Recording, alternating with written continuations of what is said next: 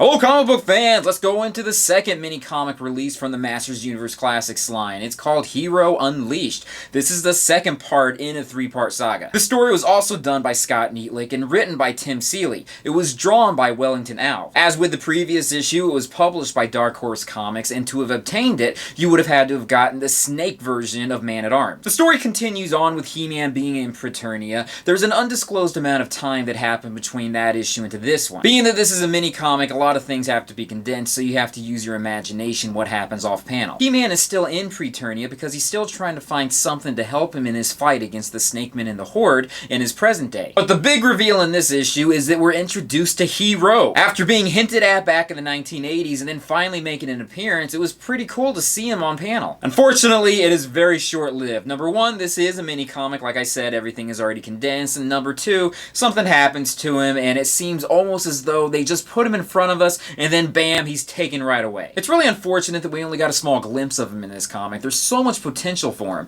It's possible that he could come back later in the main comic book in DC Comics, which would be incredibly awesome if they could do something like that. That's something that I would really look forward to. Right now, in the current comic book, there's a whole war going on with the Horde invading Eternia. That's another video altogether. In this mini-comic, we're also introduced to the current Masters of the Universe in Preternia time, which again, some fans aren't so happy with having someone like King Grayskull being one of the originators of the powers of the Masters of the Universe. But personally, I think it's great. We also get little glimpses of a future storyline that's going to be taking place in the mini-comics, but I'll cover that in a future video. There's a great reference to the Masters of the Universe live-action movie that came out in the 1980s too. I was really happy that they included that. All in all, the mini-comic is brief, it gets to the point. You do kind of wish there was more to it so you can read a little bit more about what's going on between the characters, but still, it is very enjoyable. Again, the artwork was done by Wellington Alves, and I gotta say, he did a spot-on job, and I really am impressed with his work. But that's all I can really say about this mini-comic. It concludes with He-Man going back to his own timeline, where he's going to have a big epic battle between the Horde and the Snakemen.